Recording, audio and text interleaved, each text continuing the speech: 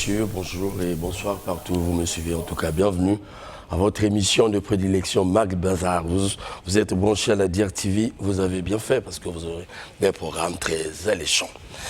Actualité oblige, réflexion oblige, nous allons nous plonger dans l'Afrique. Aujourd'hui, toutes les caméras, il faut dire, tous les regards sont braqués sur le Niger, dans le Sahel de l'Afrique, bien sûr. Question d'examiner l'évolution de la crise au sein de ce pays. Et nous avons pensé donc tabler sur cela. Et nous nous questionnons sur la récurrence donc des coups d'État dans cette région de l'Afrique. En tout cas, cela devait nous intéresser. Il faut dire qu'après le Mali, le Burkina Faso, le Niger aujourd'hui vient de couper le cordon avec la France tel que nous le suivons à travers ce coup d'État militaire constaté depuis quelques jours, qui a renversé bien sûr le président Bazoum et a emmené aux affaires à l'homme fort aujourd'hui, Tchani Abdourahmane. Voilà, Abdourahmane. Ce renversement, il faut le dire, est mal vu par la France et la CEDEAO qui appellent à la restauration, en tout cas, de l'ordre ancien, c'est-à-dire la restauration du régime de Bazoum. Pourquoi donc? Alors, tout en optant pour une action militaire, comme nous avons suivi. Question. Quelles peuvent être les raisons de la récurrence, en tout cas, ou quelles peuvent être les raisons de la récurrence des coups d'État dans le Sahel? Pour la France et la CEDEAO, comme nous avons suivi, une intervention militaire est possible, ceci pour rétablir l'ordre ancien. Pourquoi alors une telle attitude pour la France et la CEDEAO? Une attitude qui est très critiquée aujourd'hui par l'Afrique et par certains organismes. Alors, nous allons tenter par la mesure du possible, par un effort rationnel, d'éclairer l'opinion, en tout cas sur cette question. Et pour ce faire, j'ai reçu sur ce plateau M. Julien Makaya, il est panafricaniste. Bonjour, M. Makaya. Bonjour. Merci une fois de plus de répondre à notre invitation pour examiner une question aussi importante. Avec plaisir. Merci beaucoup. Alexis Bongo, qui n'est plus à présenter, le défenseur de l'Afrique. L'avocat défenseur de l'Afrique. L'avocat défenseur de l'Afrique. Il est panafricaniste. Bonjour, mon cher frère. Bonjour, Mick. Kakoso Obambe, qui n'est plus à présenter lui aussi, hein, bien connu sur la place de Brazzaville. Il est panafricaniste. Certains m'ont dit ça. Hein. Il est kamite. C'est ce qu'on m'a dit. L'homme qui a tué Dieu. Ça commence bien. Alors, bonjour, mon cher frère. Bonjour. Alors, vous comprenez bien le choix que nous avons eu à faire de ces hommes. C'est des gens qui pensent l'Afrique. C'est des gens qui rêvent l'Afrique de demain. C'est des gens qui ont une vision de cette Afrique. Et nous avons pensé donc donner ou tailler la part belle à ces derniers qui combattent donc dans ce sens, afin qu'ils apportent leurs analyses sur cette question, ou ces bouleversements, ces révolutions que nous constatons au niveau de cette sous-région. Alors, pour tout commencer, M. Bambenga Kosso, vous suivez le cours des événements. Alors, quelle est la première lecture que vous faites de cette crise au niveau du Niger? En tout cas, pour commencer, je suis très content que ce plateau soit organisé parce que nous en avons besoin. Nous avons besoin de nous retrouver de temps en temps, sinon régulièrement, pour parler justement de notre continent. Je dis et je répète toujours que l'Afrique est l'enjeu le plus important au monde actuellement. Les gens sont prêts à se battre pour l'Afrique. Les gens sont prêts à se tuer pour l'Afrique. Mais quand je le dis, ce n'est pas forcément dans l'intérêt de l'Afrique, ni dans l'intérêt des Africains, mais c'est dans leur propre intérêt. Ils ne le feront pas pour l'Océanie. Ils ne le feront pas pour l'Europe. Ils ne le feront pas pour l'Amérique. Mais ils le font et ils l'ont toujours fait pour l'Afrique. Évidemment, quand un groupe d'individus prend le pouvoir par la force, on n'est jamais content. Par principe, évidemment, le coup d'État, ce n'est pas une bonne chose. Mais dire cela, c'est enfoncer une porte ouverte. C'est n'avoir rien dit, en fait. C'est comme quelqu'un qui va vous dire, moi, je suis pour le beau temps. Tout le monde est pour le beau temps. Moi, je suis pour la paix. Tout le monde est pour la paix. Donc, ça ne veut rien dire. Il faut aller au-delà. Il faut chercher à savoir ce qui se passe, pourquoi les choses se sont passées ainsi, faire de la prospective, comment ça va se passer demain, et après-demain, surtout, éviter que cela ne se reproduise. Donc, en premier lieu, c'est ce qui me revient. Donc, j'insiste, ce n'est pas bien de prendre le pouvoir ainsi, mais qu'on ne s'arrête pas à cela. Il y a trop de problèmes sur ce continent pour qu'on se contente de condamner des coups d'État. Les gens sont heureux d'organiser des élections dans des pays qui sont en guerre. Ce n'est pas normal. Vous avez un pays comme le Niger, plus d'1 million de kilomètres carrés, plus d'un tiers des enfants qui n'ont pas d'état civil. Ça, on ne vous en parle pas. Mais ils votent tous les 5 ans. Quelle est la valeur de ce vote? Voilà. Au Burkina Faso, il y a la guerre depuis plusieurs années. Mais on vote. Quelle est la valeur de ce vote? Même chose au Mali. La Guinée n'est peut-être pas en guerre, mais à un moment donné, on se pose les mêmes questions. Un homme a fait ses 2 mandats et un beau matin, il dit non, moi j'en veux un 3e. Pourquoi? Il faut faire comprendre à nos parents, à nos frères, à nos sœurs, qu'on ne bâtit pas un pays. Chacun apporte sa pierre à l'édifice. Je suis désolé, on apporte chacun sa pierre. Dans nos rues, tous les jours, nous avons des veillées mortuaires. Les gens meurent. Ils ne vont pas avec leur maison. Les maisons restent avec les enfants et les femmes. Voilà. Monsieur Paulin, Monsieur Julien Makaya, excusez-moi, je le lisais ce matin. Alors, Monsieur Julien Makaya, et votre lecture, votre appréciation de cette actualité. Ce qui arrive au Niger était prévisible. L'arrivée au pouvoir par effraction constitutionnelle n'est pas nouveau en Afrique. Il y a eu des coups d'État militaires qui ont emmené au pouvoir des personnalités qui sont devenues des icônes pour l'Afrique et le monde. C'est le cas de Thomas Sankara, de Jerry Rawlings et d'Amani Toumani Touré, pour ne citer que ceux-là. Il y a eu ici des coups d'État qui ont emmené au pouvoir des personnalités qui, à la limite, étaient des petits voyous. C'est le cas de Sanogo ou de celui qu'on appelle Camara, qui est devenu aujourd'hui dans les mains de la justice, qui est retenue par les juges et le procès est en cours. Absolument. Donc, il y a ça, ce qu'on appelle arriver au pouvoir des militaires par effraction constitutionnelle. Mais il y a aussi l'arrivée au pouvoir par effraction constitutionnelle des civils. Pour se focaliser sur la question du Niger, actuellement, c'était prévisible. Pourquoi? Bazoum a été élu, certes, mais il n'a pas entendu la voix de son peuple.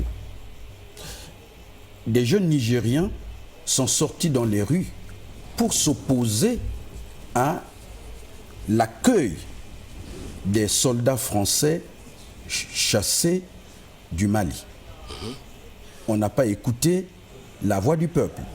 J'ai vu qu'il y avait un ambassadeur européen qui est allé parler avec des jeunes dans un amphithéâtre. Il a été conspué par des jeunes. On n'a pas vu les choses venir. Et il y a des soldats nigériens qui meurent au front. Et apparemment, selon les informations que nous avons des médias, il n'y avait pas le soutien du régime de fin actuellement. Et à cela s'ajoute ce que nous avons vu, puisque depuis sa prise de pouvoir, il y a eu 2 tentatives de coup d'État qui ont été déjouées par l'actuel homme fort du Niger, c'est-à-dire le général Tchani. Donc, on voyait les choses venir, mais certainement que Bazoum a fait confiance à ses alliés occidentaux, mais qu'il n'a peut-être pas eu le soutien de son armée. On ne sait pas ce qui s'est passé. Maintenant, la question se pose parce que le général au pouvoir actuellement, on ne le connaît pas. On dit que c'est un bon militaire de terrain. Oui. On ne connaît pas, c'est un panafricaniste. Mais on pense qu'il faut regarder les choses venir. Voilà ce qu'on peut dire d'entrée de jeu sur cette question. Merci beaucoup pour cette entrée de jeu déjà riche, chers téléspectateurs. Alors, l'avocat défenseur de l'Afrique, à vous le tour. Oui, merci Romic. Je vais introduire en disant 2, 3, 4 choses, sinon 5 rapidement, en 1 minute. 1. L'heure de l'Afrique a sonné. Plus que jamais, tous les Africains, où qu'ils soient, à l'intérieur ou à l'extérieur, doivent savoir que c'est notre heure maintenant. Les temps ont changé. Et aujourd'hui, plus que jamais, ceci est la conséquence de ce que le professeur Théophile Obenga disait ici. Le combat panafricain consiste à s'aimer dans la tête de tout Africain l'idée du panafricanisme. On commence par ça. Maintenant, là, on voit que à la dimension des États, ça commence à germer. Ces grains qui avaient été sémés. Alors, il s'agit ici, je passe rapidement, ce n'était pas prévu pour moi, tout en respectant la justice en Guinée là-bas, de revenir un peu sur ce que Julien Makaya a dit ici. Je ne suis pas d'accord du tout. J'aime Dadis Camara. Hein, le président Dadis Camara, je l'aime énormément. Ah bon? C'est-à-dire, s'il y a quelqu'un parmi ceux-là qui avait redonné de la valeur aux Africains que nous sommes, il en fait partie. Maintenant, ce qui s'est passé entre eux là-bas, oui, il y a eu ceci, il y a eu cela, ça nous ne savons pas. Les méthodes de gestion. Voilà, ça nous ne savons pas. Mais l'homme, avec la vision qu'il avait, je crois que ça a contribué aussi aujourd'hui à ce que nous ayons, ce que nous avons aujourd'hui aux commandes des nations qui se sont éveillées comme ça là, pour prendre à bras le corps le destin panafricaniste du continent. Donc j'aime Dadis Camara et je le salue. Avec tout le respect dû à un chef d'État. Bon, ce qui se passe là, au Niger... Vous savez, c'est l'anarchiste, hein? C'est ce que j'ai ouï dire. J'ai dit je l'aime. Et s'il faut un débat, on aura un débat. On aura un débat. Voilà, parce qu'il faut bien qu'il y ait des gens comme ça. Il a révolutionné les consciences et nous ne pouvons pas dire que c'était pas bien. Okay. On nous a colonisés dans ce monde-là. Okay. On nous a mis au fer avant la colonisation.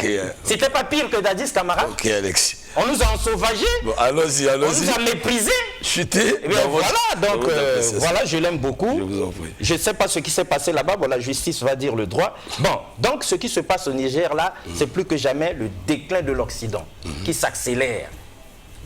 C'est le soleil couchant là-bas.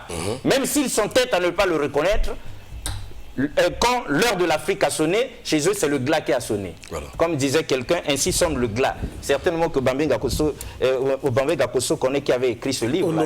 Voilà, merci beaucoup. J'aime Obambe parce que c'est une bibliothèque.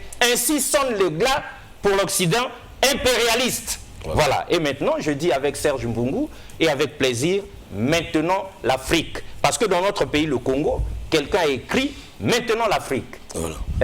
Donc c'est ça l'introduction. Pour que nous analysions ce coup d'État, ce coup de force, ce qui arrive au Niger, non pas comme le commun des Congolais, le commun des Africains, non, que nous puissions aller dans les profondeurs. Donc on a cerné la situation dans l'introduction. Merci beaucoup, chers invités. Nous étions que dans l'entrée de jeu. Oui, vous voulez ajouter quelque chose? Je reviens sur ce que Julien Makaya a dit. Oui. Non, pas au sujet de Moussa Dadis Camara. Ce n'est pas nouveau. Encore une fois, il faut rappeler cela aux gens. C'est une bonne mise au point. Hein? Oui, c'est important parce que l'impression qu'on a, c'est que les gens sortent d'un très long sommeil et il y a eu coup d'État, ce n'est pas bien. Ce n'est pas nouveau. C'est même les États qui condamnent les coups d'État aujourd'hui. Oui, parce qu'on a l'impression que les panafricanistes prônent en fait, ils sont d'avis à ils prennent les coups d'État. Il n'y a rien de nouveau. Et d'autres disent que ce n'est pas des démocrates. Mais attendez, vous savez, la question de la démocratie, c'est une question tellement vaste, ça serait bien qu'on se retrouve pour en parler. Absolument. Aller dans les profondeurs. Voilà. Revenons au cas du Niger. À l'époque, nous sommes dans les années 50, lorsque De Gaulle a bien compris que, bon, voilà, le vent de l'histoire est en train de tourner. Voilà. Nos papas, nos grands-parents qui ont fait la guerre se sont bien rendus compte que les Blancs n'étaient pas invincibles. En rentrant, il y avait de plus en plus de revendications pour être indépendants. Voilà. Au Niger, il y avait deux grands hommes politiques, qui en plus étaient des cousins, Amani Diori et Djibo Bakary. Djibo Bakary, c'est celui qui était le plus populaire. C'est celui qui avait le plus grand parti. C'est celui qui avait le plus grand nombre de voix. Mais Djibo Bakary avait une fibre qui était plus proche du panafricanisme que Amani Diori. Les deux voulaient de l'indépendance. Mais il y a indépendance et indépendance. Quand les Français se rendent compte de ça, ils vont se mettre à magouiller et ils vont faire un coup d'État à leur sauce. Et résultat, c'est Amani Diori qui se retrouve président du Niger. Donc il faut rappeler à tous ceux qui sont en train de pleurer avec la France que la France avait déjà fait un coup d'État à l'époque de Djibo Bakary et de Amani Diori.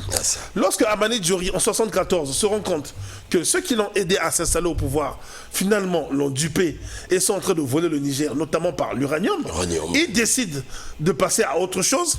À peine a-t-il pris son stylo, en 1974, il est victime d'un coup d'État de la part du colonel Séni Kounché. Séni Kounché qui va être aussitôt reçu par Paris, etc., etc. On est au bal des hypocrites. Et au bal des hypocrites, je vous promets qu'il y a très peu de gens qui sont assis parce que tout le monde danse. Donc ça, il faut le rappeler aux gens, etc., etc. En 2010, lorsque Mamadou Tandja a déjà terminé ses 2 mandats, et qu'il viole la Constitution en faisant un 3e mandat, Mohamed Bazoum, que vous voyez aujourd'hui assis chez lui, était dans la rue en train de crier avec la foule. Il avait encouragé. Il avait encouragé le coup d'État. Aujourd'hui, il est victime d'un coup d'État. Donc, il faut établir les responsabilités des uns et des autres. Il y a des gens qui ne devraient plus parler aujourd'hui, notamment la CEDEAO. Elle ne devrait plus avoir droit à la parole. La France ne devrait plus avoir droit à la parole. L'Union africaine ne devrait plus avoir droit à la parole. Aujourd'hui, ceux qui ont le plus droit à la parole, à mon humble avis, ce sont les États frères du Niger qui ont compris que le navire est à la dérive et ils sont prêts. Même l'Algérie s'est élevée pour dire, si la CEDEAO envoie les troupes, vous allez nous retrouver sur notre chemin. Bon, mais c'est très succulent ce que vous évoquez. Déjà, là, nous sommes dans la sauce. Et donc, nous allons y arriver. Mais avant de continuer, chers téléspectateurs, repartons à la régie pour voir comment les choses se sont déroulées dès le début donc, au Niger, la Russie. Le nouvel homme fort du Niger n'est autre que le chef de la garde présidentielle, le général Abdourahmane Tiani. Il s'est adressé au peuple nigérien ce vendredi, 2 jours après le coup d'État contre le président Mohamed Bazoum. L'action du CNSP est motivée par la seule volonté de préserver notre chère patrie face, d'une part, à la dégradation continue de la situation sécuritaire de notre pays, et cela sans que les autorités déchues ne nous laissent entrevoir une véritable solution de sortie de crise.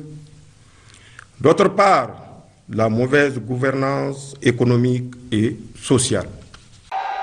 Dans son message à la nation, il a assuré à la communauté internationale que le CNSP est disposé à respecter tous les engagements internationaux pris par le Niger. Je réitère l'appel du Conseil national pour la sauvegarde de la patrie à la sérénité, au calme, à la vigilance et à un sursaut patriotique. Pour qu'ensemble, à l'unisson, nous puissions relever les défis sécuritaires, économiques, sociaux évoqués plus haut. À l'endroit de la communauté internationale, le Conseil national pour la sauvegarde de la patrie réaffirme sa volonté de respecter tous les engagements internationaux souscrits par la République du Niger ainsi que des droits de l'homme. Le général Tiani, haut gradé réputé discret, commande la garde présidentielle depuis sa nomination en 2011 par Issoufou Mamadou, prédécesseur de Mohamed Bazoum. Alors, à écouter cet homme fort, en tout cas, les raisons sont purement sécuritaires, d'abord, et économiques. Alors là, nous sommes en plein déjà dans notre thématique. Alors, quelles sont les raisons, M. Makaya, franchement, quelles sont les raisons qui justifient la récurrence donc de ces coups d'État, plus précisément ce coup d'État, encore dans la sous-région, parce qu'il y a un peu la même vision des choses au niveau du Sahel, au niveau de ces 3 pays. Voilà. Bien, merci bien, monsieur le journaliste. Je voulais rappeler... Monsieur Romik. Monsieur Romik, si voilà. vous voulez. Je voulais rassurer mon co-débatteur de gauche qu'il s'agit essentiellement pas de l'amour, de l'affection. On peut avoir de l'affection pour un homme, un dirigeant politique, mais ici il s'agit d'une analyse raisonnée pour comprendre à partir des actes posés par les uns et les autres et d'en tirer les conséquences. Donc c'est très bien d'aimer l'ancien dirigeant de la junte en Guinée, mais d'apporter des éléments. Mais ce n'est pas l'objet du débat. Pour en revenir à votre question, c'est que je vais convoquer Frantz Fanon dans les damnés de la Terre. Voilà. L'Afrique, c'est un continent qui a connu l'esclavage, aussi bien arabe que occidental. L'Afrique a connu la colonisation. Et après les pseudo-indépendances, il y a eu un certain nombre de méfaits. Les accords économiques et financiers que, par exemple, la France a passé avec les anciennes colonies. Et avec les vestiges que nous connaissons aujourd'hui, c'est le franc CFA. Voilà. Deuxièmement, vous avez les accords militaires qui ont permis à la France de garder des bases. Voilà. Or, lorsqu'un État est souverain, il ne devrait normalement pas accueillir des bases dans la durée des soldats étrangers. Et là, dans le cas d'espèce, il s'agit des soldats de l'ancien pays colonisateur. Vous l'avez au Gabon, Centrafrique, Sénégal, Côte d'Ivoire, etc., etc. Et il y a ce qu'on appelle le retour du refoulé. Le retour du refoulé parce que il y a ce qu'on appelle le traumatisme transgénérationnel. Parce que nous n'avons pas vécu la période coloniale, mais il s'agit, le récit qui nous a été fait forge notre personnalité et notre vision des choses. Absolument. Il y a eu le sommet de la Baule qui a demandé aux États africains de démocratiser pour bénéficier de l'aide. Or, nous avons constaté que cette démocratie imposée aux pays africains n'ont pas produit le développement. Pourquoi ? Parce qu'on a imposé un système qui n'était pas adapté certainement aux pays qui devraient l'assurer. Conséquence, plus de 30 ans après le sommet de la Baule et la démocratisation à marche forcée avec les conférences nationales, nous avons constaté que le développement, le compte n'y est pas. Pourquoi ? Mais vous avez l'inflation de ce qu'on appelle les modifications constitutionnelles avec des troisièmes mandats à la clé, qui aussi est une forme de confiscation ou d'accession au pouvoir par effraction constitutionnelle. On parle des militaires. Mais vous avez aussi la question du développement. Pour prendre le cas, par exemple, du Mali, vous voyez bien qu'il y a des jeunes qui meurent dans la Méditerranée, des jeunes qui sont rendus esclaves en Libye. Ni les pays d'origine, par exemple le Mali, ni l'Union africaine ne réagissent pas. Et nous sommes dans une situation où, par exemple, lorsqu'il y a des journalistes français qui sont assassinés, et nous le regrettons, à Charlie Hebdo, et le président Ibeka, qui ne pleure pas les jeunes qui meurent dans la Méditerranée, s'empresse d'aller pleurer en France les journalistes qui ont été lâchement assassinés par des terroristes. Mais ceux qui meurent à la Méditerranée sont des Africains. Ceux qui sont rendus esclaves sont des Africains. Mais la question pour le Niger, je pense que le général qui prend le pouvoir parle du défi sécuritaire et économique. Et vous avez la question de la malgouvernance qui se pose avec la paupérisation accrue de la population nigérienne. Tout cela, à cela s'ajoute le fait de ne pas avoir entendu la voix des Nigériens. Quand les soldats français ont été chassés ou alors se sont retirés du Mali et du Burkina Faso, la voix des jeunes, la jeunesse africaine, la jeunesse nigérienne ne voulait pas. Ils sont opposés, ils ont fait des barricades. Ils ont accueilli malgré tout les bases. Et ça, ce sont des éléments. À cela, il faudra ajouter la prise de conscience de la jeunesse africaine. Vous avez les médias panafricanistes qui font le travail.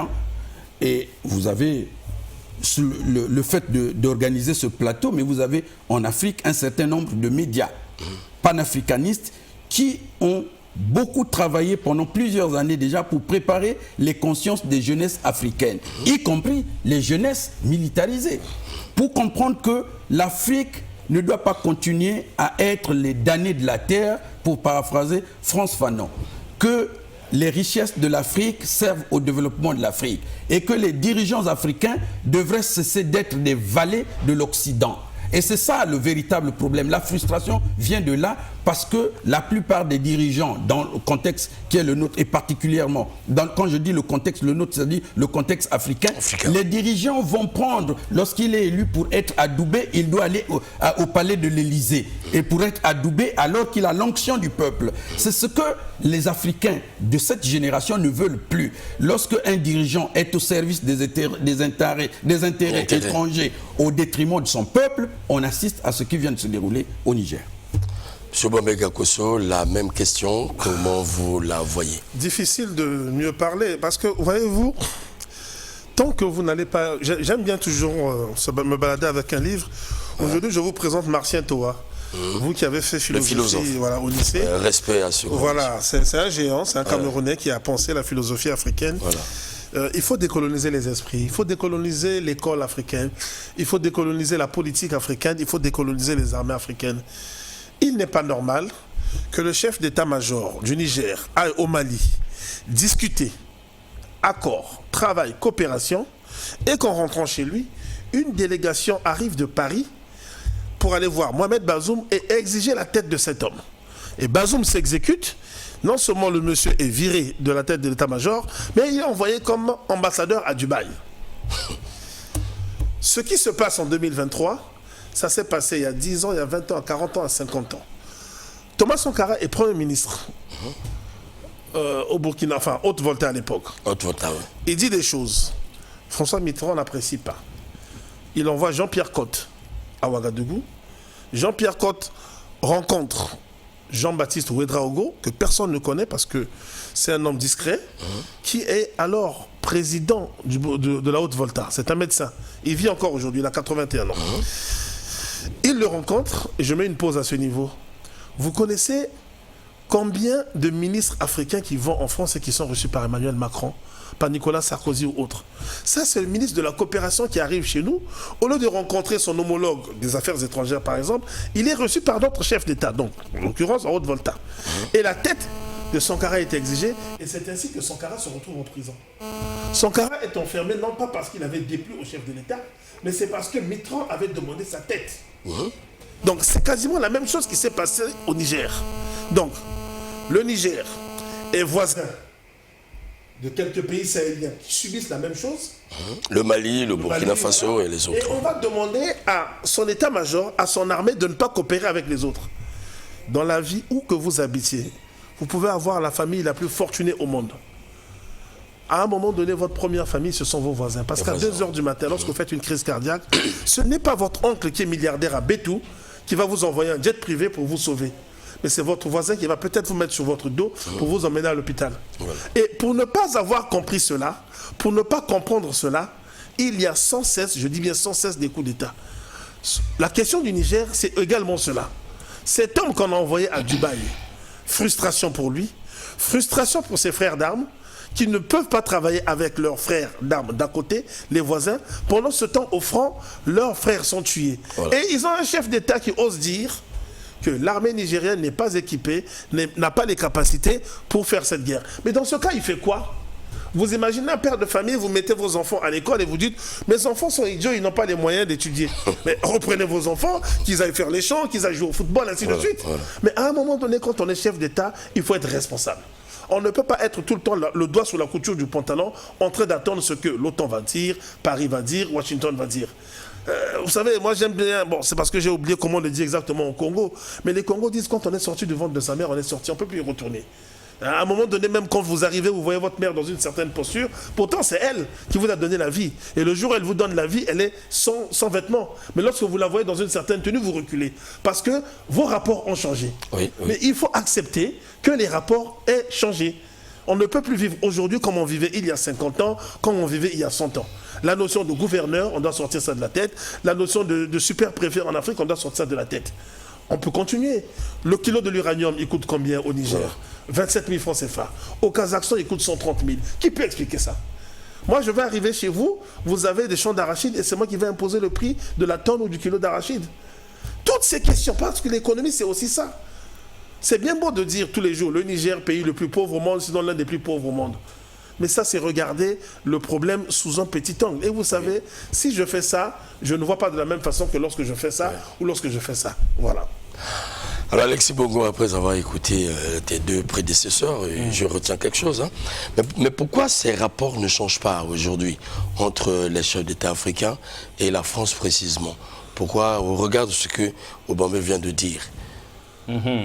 Ça, c'est votre question, Robert. Oui, c'est une question. Ça, c'est votre question. Pourquoi ces rapports ne changent pas? Je pense que mais moi, je voudrais déjà, avant de répondre à cette question, tout en épousant vraiment ce que Julien vient de dire, Julien et Obabé Gakoso, ce qu'ils ont dit, c'est vraiment ce que les Africains doivent retenir aujourd'hui, par rapport à tout ce qui nous arrive. Mais je dis ici, je donne ces explications-là aussi, qu'on pourra ajouter, si ce n'est pas déjà dit, de 2 mots, il faut choisir le moindre. On n'aime pas les coups d'État, nous. Ça ne veut pas dire que c'est dans la mentalité des Africains de faire des coups d'État. Ce n'est même pas nous, cette affaire-là. Nos sociétés traditionnelles, dans nos villages, il n'y avait pas cette affaire de coup d'État-là. Nous étions démocratiques là-bas. Alors une vraie démocratie. Donc, entre le PALU Et le VIH, je pense que le choix est clair. Aujourd'hui, si ce sont ces coups d'État-là qui nous libèrent de l'oppression de l'Occident impérialiste, qui refuse de nous lâcher les baskets, on va acclamer, on va aimer les coups d'État. Et vous avez vu que les jeunes sont vraiment debout et heureux de ces coups d'État-là. Et nous en attendons un autre. Donc, en fait, c'est du fait des mauvais rapports entre l'Occident. Oui, mais justement parce que cet Occident impérialiste, en général, et en particulier la France, ne peut pas être donneur de leçons. Parce que si on revisite toutes ces choses-là, on va poser la question à cette France-là, qui est celui-là qui a formé ces faiseurs de coups d'État? C'est bien sûr la France. Combien de coups d'État elle a orchestré ici chez nous en Afrique? Romique, attendez, vous avez posé une question très importante.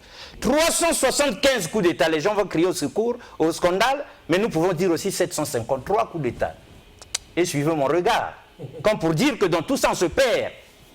C'est eux qui nous ont formés comme ça. Et quand ça se retourne contre leurs intérêts, nous ne pouvons pas dire non, nous acclamons. Les temps ont changé, ils doivent l'accepter. Donc c'est ici l'occasion pour nous de rendre hommage à tous ces leaders panafricanistes, parce que les coups d'État là, c'est venu d'hommes armés. Mais Julien l'a dit ici, ils ont été aussi instruits, ils ont reçu aussi les leçons du panafricanisme par les réseaux sociaux qui ont ouvert les yeux à tout le monde, par les chaînes de télévision panafricanistes, et grâce au grand travail abattu par les activistes engagés, déterminés. En tout cas, nous semblons... Vous nous empêchez de citer leur nom. Bon, on le dira quand on prendra encore la parole. Nous replonger dans la période l'avènement du marxisme en Afrique noire. Sur votre question, puisque pourquoi ces rapports ne changent pas? Pourquoi ces rapports ne changent pas? C'est sur cette question-là maintenant. Je voulais faire... Et ça met en face deux générations. Je voulais faire observer ceci. Nous sommes en 1960, le Congo belge vient d'accéder à l'indépendance le 30 juin, et tout de suite après, quelques mois après, Lumumba, le leader du MNC, est assassiné. En 1963, le premier président du Togo, M. Olympio, décide de battre monnaie et de quitter le franc CFA. Il est assassiné. Thomas Sankara, le leader imprévisible et celui qui refusait d'obéir à l'ordre de l'Occident, le 15 octobre 1987, il est assassiné. Je peux multiplier des exemples. Oui. On a cité le nombre de coups d'État ici, en Afrique. Et ça crée un traumatisme chez les dirigeants. Il faut ajouter Kadhafi. Ça crée un véritable traumatisme. C'est que les chefs d'État ont peur. Ils se disent que si je me rebelle, je subirai le même sort que mes prédécesseurs. Ce sont des êtres humains. C'est là tout l'intérêt pour les peuples d'accompagner les dirigeants. Le cas de Gbagbo. Gbagbo, qui lui est un panafricaniste et qui veut faire les choses selon la volonté de son peuple, il est extradé à La Haye après une guerre civile. Et 10 ans après, on dit, vous pouvez sortir, vous n'avez rien fait. Donc les gens ont blanc comme neige. Il faut que les populations africaines appuient les dirigeants. Et ceux qui prennent le pouvoir, bon, il y a un quinquagénaire au Niger, mais vous avez vu que le reste, il est à peine trentenaire, le président Traoré au Burkina Faso. Ce sont des gens qui n'ont pas connu la colonisation et qui ont une distance par rapport aux événements vécus et qui acceptent de payer le prix du changement et de la libération de l'Afrique. Et donc, il faut encourager ces jeunes leaders qui décident de décoloniser véritablement l'Afrique. Parce qu'il s'agit de la véritable décolonisation de l'Afrique qui est déclenchée. Alors, chers invités, je vous en prie, on va évoluer, je crois, dans la fourchette du déballé. Nous allons aborder vos soucis.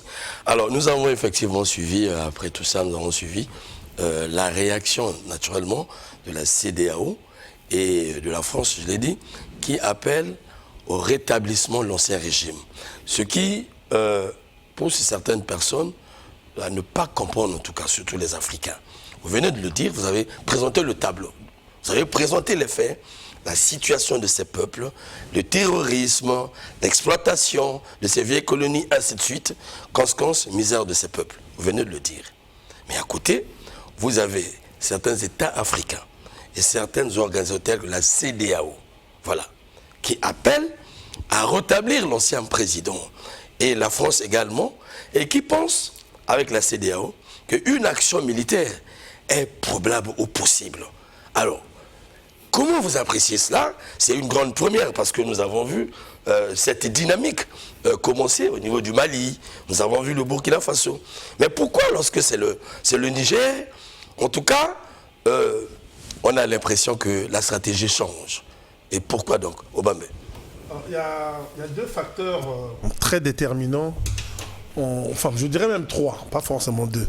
Il y a le nouveau président du Nigeria, Bola Tinubu, même s'il est âgé, il vient d'arriver, il veut marquer les esprits. À tort ou à raison, il veut marquer les esprits. Et quand vous suivez l'actualité, c'est celui qui semble être le plus offensif dans la zone CEDEAO pour attaquer, parler vraiment crûment, attaquer le Niger de façon militaire. Ça, c'est un facteur. Deuxième facteur, il y a la question de l'uranium au Niger. C'est-à-dire que quand on est en Afrique, on a du mal à percevoir la question énergétique en Europe. Il y a une certaine forme de paresse intellectuelle, ou bien simplement on ne sait pas. On est persuadé que l'Europe, c'est une sorte de petit paradis, qu'en Europe, on vit bien.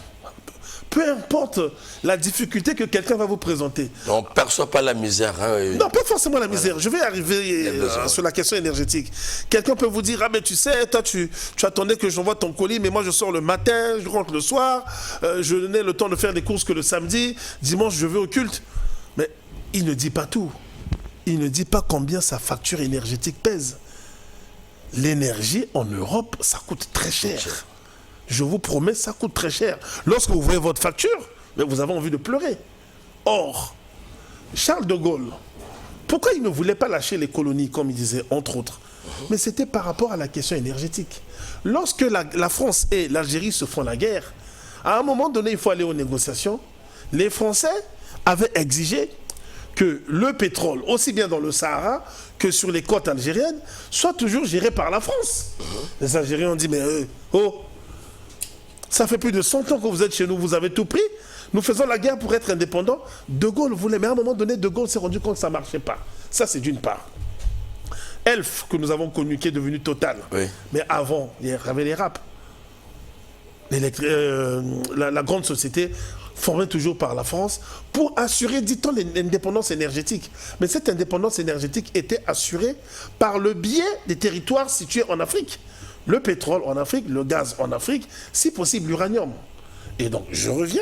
Comment voudrez-vous aujourd'hui que les Français acceptent que l'uranium qu'ils prennent cadeau, pour parler crûment, ils le prennent cadeau au Niger, qu'ils le payent au même prix qu'au Kazakhstan? Ça veut dire que s'ils achètent au Kazakhstan à 130 000 francs CFA le kilo, ils achètent au Niger également à 130 000, obligatoirement, les 67 millions de Français vont devoir payer leurs factures plus chères. C'est mécanique. On n'a pas besoin d'être docteur en économie pour comprendre cela. Oui. Et surtout, les Français sont conscients d'une chose. Dans leur tête, ils ont perdu le Mali.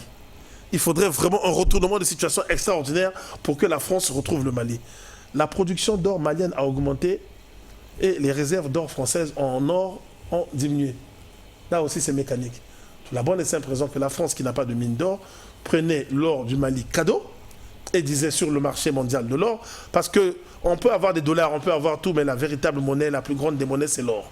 Et Mali perdu, Burkina Faso, en face d'être perdu, le Burkina Faso est un grand pays producteur de coton. On ne vous en parle pas. Lorsque vous avez votre vêtement, on ne vous dira pas, c'est pas écrit coton du Burkina Faso. On va vous mettre une grande marque de Paris, de Londres, de Milan et autres. À un moment donné, pour la France, la coupe est en train de déborder. Si on perd le Niger, le Sahel est perdu. Et surtout, n'oubliez pas, l'OTAN a un grand projet pour le Sahel. Ça, on ne vous enseigne ça dans aucune université africaine.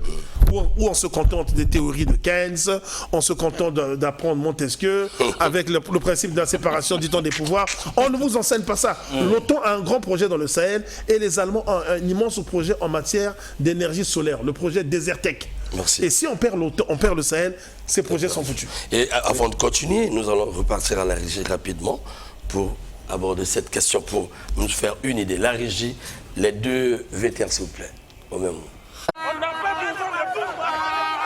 Plusieurs milliers de manifestants étaient rassemblés dans la capitale du Niger samedi et dimanche pour demander le départ des troupes militaires françaises du pays.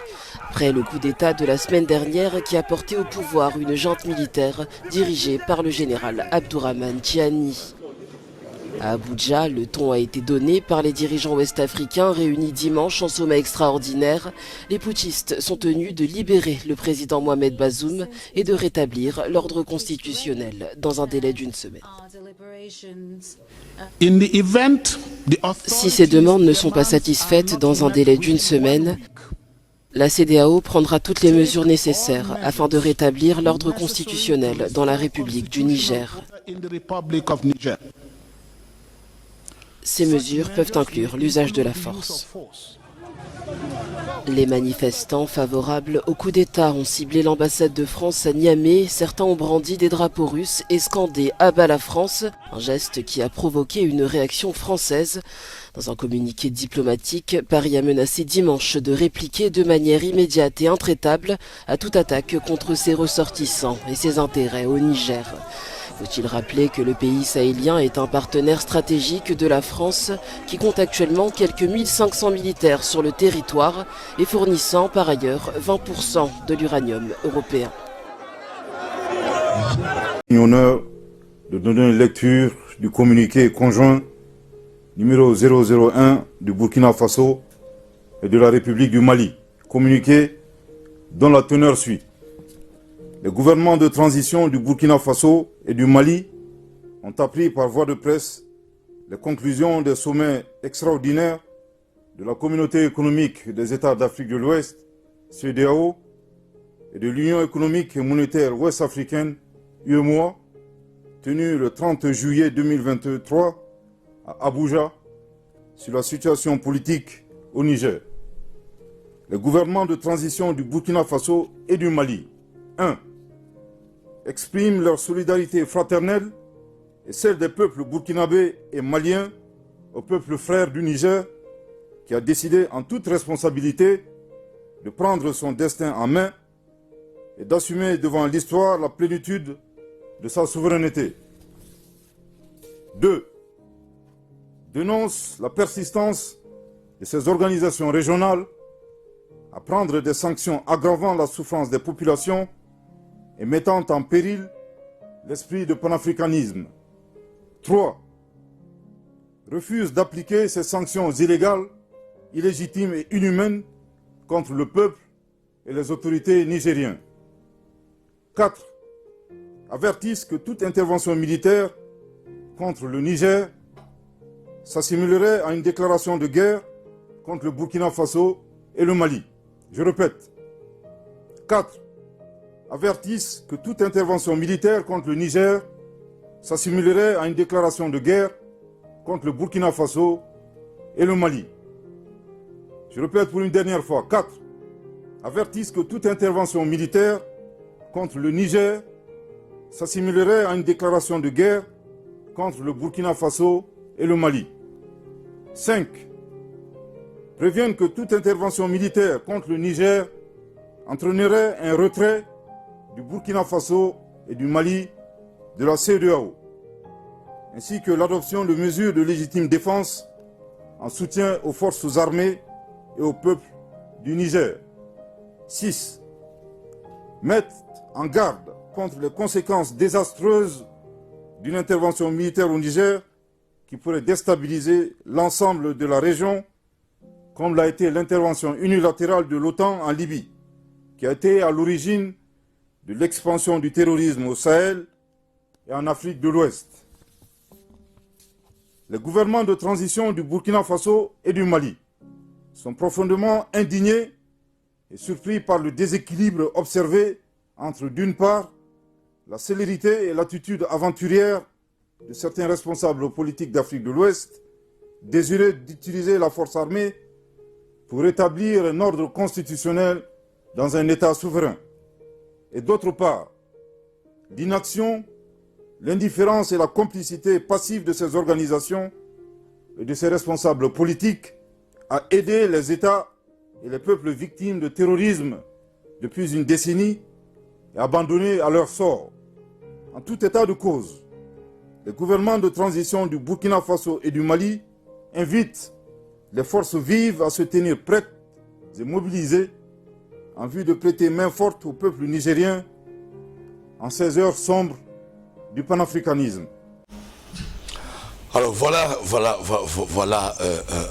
la réponse de ces deux États, en tout cas le Mali et puis le Burkina Faso, à travers le colonel Abdoulaye Maïga, qui mâche pas les mots, qui répond clairement à la CEDEAO et à la France. Alors, nous avons suivi tous l'actualité, nous avons compris les raisons. Alors, est-ce possible une telle intervention?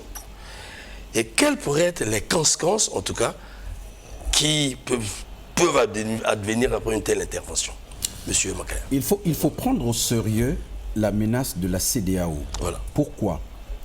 Parce que le Niger n'est pas le Burkina Faso, n'est pas le Mali. Parce que le Niger est dépositaire d'une ressource stratégique. Voilà.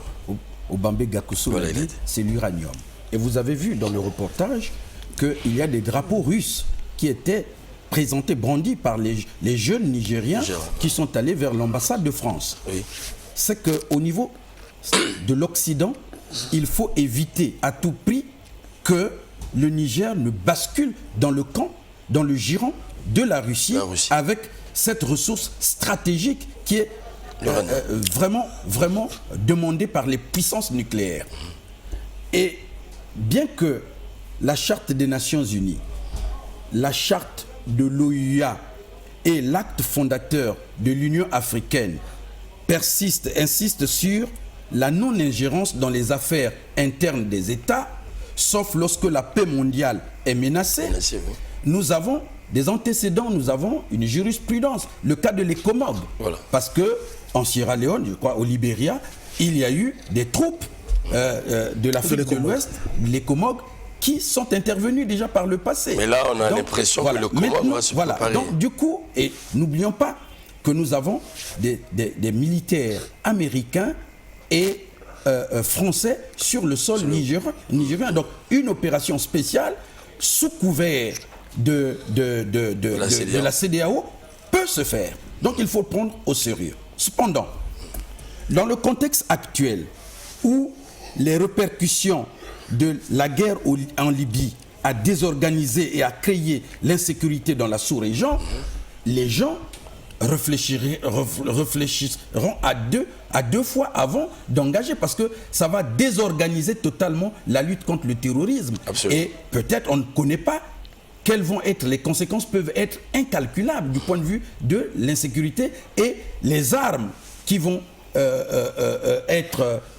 vont circuler dans la sous-région, on ne sait pas dans quelles mains vont-elles tomber. Voilà. Donc on pense qu'aujourd'hui, avec le communiqué conjoint de Burkina Faso et du Mali, voilà, les gens hésiteraient à deux fois avant de tenter. Mais n'oublions pas que pour des besoins de conservation du Niger dans le giron occidental, tout peut être permis. C'est pour ça que je ne pense pas que ce n'est pas par hasard que le Burkina Faso et le Mali pondent ce communiqué. Ce qui est une première. Ce communiqué, oui, c'est une première. Et donc, c'est sûr qu'il y a des éléments à la disposition de ces États qui prennent au sérieux la menace qui a été proférée par la CEDEAO. L'élément qui doit être versé au débat, c'est l'élection de l'ultralibéral au niveau du Nigeria. Et que les troupes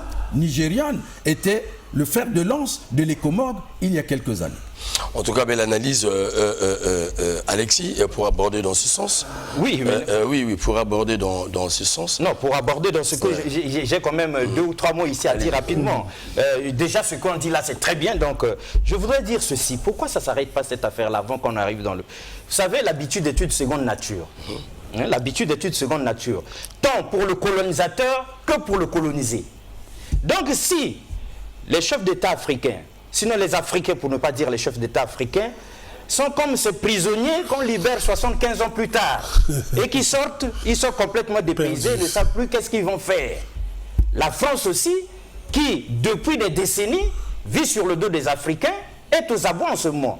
En voyant disparaître, partir comme ça, s'échapper, le Mali et les autres. Au fur et à mesure, tout ce beau monde qu'elle tenait donc sous son joug commence à sortir. Donc, les coups d'État sont venus casser la maison d'arrêt et puis voilà, chacun cherche son chemin déjà.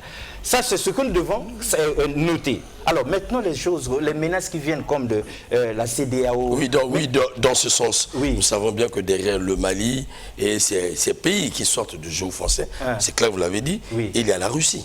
La Russie est en train de conquérir le terrain. Oui. Mais à côté de la CEDEAO... Non, je vous en prie. Non, respectons la Russie. Jusque-là, la Russie n'a rien dit. Non, je vous en prie. Non, la Russie n'a rien dit. Je vous en prie, Alexis. Oui. C'est une réflexion que j'essaie de mettre. Nous savons que derrière, aujourd'hui, la Russie joue sa carte. Et aujourd'hui, ces pays qui se démarquent de la France comptent plus sur la Russie. Nous avons vu la rencontre avec le Poutine. Nous avons vu ce que ça a donné. Mais à côté, vous avez la CEDEAO qui a pour parrain direct la France dont les intérêts sont menacés. Mais cet affront ne peut... Est-ce que cet affront, si possible, si il peut y avoir... Permettez-nous de continuer, Romik. Non, restez dans ce contexte. Oui, je dis ceci. Cette marionnette de CEDEAO, là, elle n'a qu'à aboyer, le chien aboie, la caravane passe. Les temps ont changé. Elle ne va pas aboyer, la CEDEAO est prête à agir. Voilà. S'il vous plaît. Romik, vous nous avez invités. Mais oui, mais c'est nous qui savons. Non, mais nous vous disons. Mais sous les faits. Julien nous a dit ici, prenons très au sérieux. C'est que nous savons. Voilà. Mais si elle attaque, Et si elle attaque, donc il n'y a personne devant. Bon. Vous pensez que c'est des femmes qui attendent comme ça là? On a répété 3 fois de suite. Hein? On dit d'abord, si la CEDEAO se lève contre le Niger, c'est une déclaration de guerre contre le Mali et quoi? Et le Burkina Faso. On dit encore une deuxième fois, peut-être que Romik Okilas n'a pas bien entendu, on dit encore une troisième fois. Romik, les temps ont changé. Maintenant là, nous allons plus que jamais, vous savez, dans cette déclaration-là, on a parlé de panafricanisme. C'est très important. Maintenant là, on s'en va vers l'État fédéral d'Afrique. Où nous aurons une armée africaine, une armée panafricaine. Maintenant, je vais vous parler d'un coup d'État. Non. Attendez, dans cette histoire-là, je vais vous parler d'un très très important coup d'État. Les chefs d'État africains viennent d'en faire un contre la France. Vous savez pourquoi? Pourquoi? À quel moment? Mais quand la France a dit personne ne va en Russie. Ah mais vous savez, nous on a vu notre courageux président tenir un discours exceptionnel. Il a dit ouvertement. Et il a bien fait comprendre qu'il y a des forces qui ont voulu qui ont fait de telle sorte que ça n'arrive pas, mais ils sont arrivés. Voilà, et même au point de prendre un jet privé. C'est une victoire. Donc je dis ceci. Pour chuter. Voilà, pour chuter, parce qu'on n'a pas de temps. Pour chuter, non, le temps nous fait défaut malheureusement. Oui. Alors sachant que c'est deux puissances, il faut le dire clairement, qui se discutent l'Afrique. Discuter, c'est peut-être trop dire, mais en tout cas, je sais que... La guerre froide revient en surface. Est-ce qu'il ne peut pas y avoir transposition de cette crise en Afrique? Bon. Voilà. Il faut comprendre une chose. D'une part, s'il est vrai qu'il n'y a rien d'éternel, la vie sur Terre est un éternel recommencement. Vous prenez l'histoire de l'humanité, il y a eu des empires énormes. Une minute, hein. Il reste 4 minutes. Nous avons l'empire du Mali qui a disparu. Voilà. L'empire romain a disparu. Donc de nouveaux empires se créent. Mais arrêtez de prendre la France pour une puissance, c'est une puissance moyenne. La France est en train de vivre ces derniers moments en tant que puissance en Afrique. Quand je dis ces derniers moments, ça peut durer 10 ans, ça peut durer 50 ans, mais c'est terminé. Les Français en sont conscients. Les analystes les plus brillants en France savent que la France devra vivre désormais comme la Suisse, qui ne compte pas sur l'Afrique pour faire quoi que ce soit, comme l'Autriche, ainsi de suite. Bon, le Portugal encore, c'est là où ça risque d'arriver encore de façon pire. Parce que sachez qu'il y a des sans-papiers portugais en Angola qui cherchent du boulot. Mais il faut comprendre une chose. Les grandes puissances ont pour habitude, ou les puissances n'ont pas pour habitude de s'attaquer directement. Vous ne verrez pas un missile quitter les États-Unis pour la Russie. Ils choisissent toujours des terrains où il y a des peuples faibles, ou plutôt des pouvoirs faibles, pour se combattre. Donc ça, c'est normal. Mais, concernant cette intervention, le Parlement nigérian, le Sénat nigérian nous vient de nous donner une leçon. Parce que ce sont des pays où, pour prendre certaines décisions, il faut l'aval du Parlement. L'Afrique du Sud, le Nigeria par exemple, ou l'Inde. Ben, au Nigeria, État fédéral, on a dit à Bola Tinubu non, pas d'intervention au Niger. Donc si la CEDEAO réussit aujourd'hui à lever une armée pour aller au Niger, il n'y aura pas les soldats nigérians. Autre information capitale, le chef d'état-major de la Côte d'Ivoire, chef d'état général de la Côte d'Ivoire, est allé voir le président de la Côte d'Ivoire, Alassane Dramane Ouattara.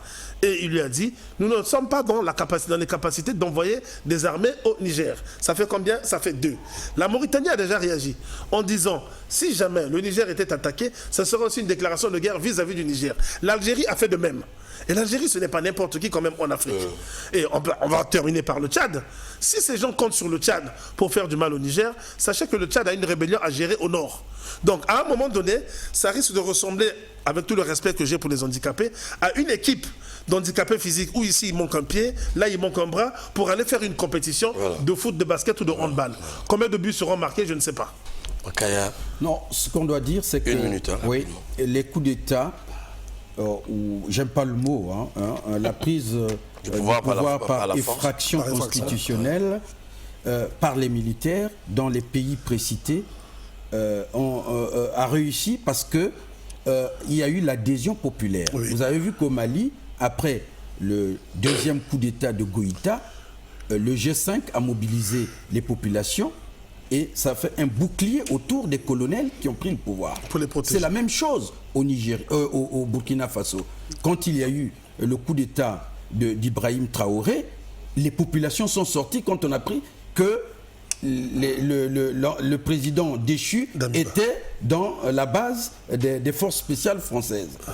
Et troisièmement, vous avez vu que les jeunes Nigérians sont allés jusqu'à l'ambassade de France à Niamey pour dire nous soutenons le pouvoir. Donc les prises de pouvoir par les jeunes soldats dans les pays africains, des pays africains de la sous-région d'Afrique de l'Ouest, il y a l'adhésion populaire et nous comptons sur la mobilisation des populations pour protéger les acquis de cette révolution qui est en marche pour la décolonisation véritable de l'Afrique. Merci beaucoup. C'était donc un regard que nous avons porté avec il faut dire panafricaniste, Julien Makaya, panafricaniste, Alexis Bongo, avocat défenseur de l'Afrique, panafricaniste, Obambe Ngakoso, en tout cas, panafricaniste. Voilà la matière qui vous a été donnée, mais nous avons suivi également cette rencontre des chefs d'État africains avec le président Poutine de la Russie. Une rencontre qui n'arrête pas de susciter les réflexions et les analyses. Mais la communication du président du Burkina Faso a rimé avec ce qui se passe actuellement, raison pour laquelle nous allons boucler donc la boucle de notre émission avec cette communication. La régie. Il faut que nous, chefs d'État africains, nous arrêtons de nous comporter donc en marionnettes qui dansent à chaque fois que les impérialistes tirent sur les ficelles. Les questions que mes générations se posent sont les suivantes, si je peux me résumer. C'est de ne pas comprendre comment l'Afrique, avec tant de richesses sur notre sol, avec une nature généreuse, de l'eau, du soleil en abondance, l'Afrique est aujourd'hui le continent le plus pauvre. L'Afrique est un continent affamé. Et comment se fait-il que les chefs d'État traversent donc le monde à mendier? Voici des questions que nous nous posons et que nous n'avons pas de réponse jusque-là. Nous avons l'occasion de tisser de nouvelles relations. Et j'espère que ces relations puissent être les meilleures pour donner un meilleur avenir à nos peuples. Ma génération me charge aussi de dire que, par ce fait de pauvreté, ils sont obligés de traverser l'océan pour essayer de rallier l'Europe. Ils meurent dans l'océan. Mais que prochainement, ils n'iront pas traverser parce qu'ils viendront devant nos palais pour chercher leur pitance quotidienne. Pour ce qui concerne le Burkina Faso, aujourd'hui nous sommes confrontés depuis plus de 8 ans à la forme de manifestation la plus barbare, la plus violente du néocolonialisme, de l'impérialisme. L'esclavage qu'on tend encore à nous imposer. Merci. Nous sommes donc arrivés à la fin de notre émission. C'était tellement succulent que nous avons envie d'en débattre. Mais nous reviendrons sur ce sommet, en tout cas, avec les panafricanistes, les diplomates et les journalistes, bien sûr, pourquoi pas les politiques. Au revoir chez vous, à la prochaine fois. Merci.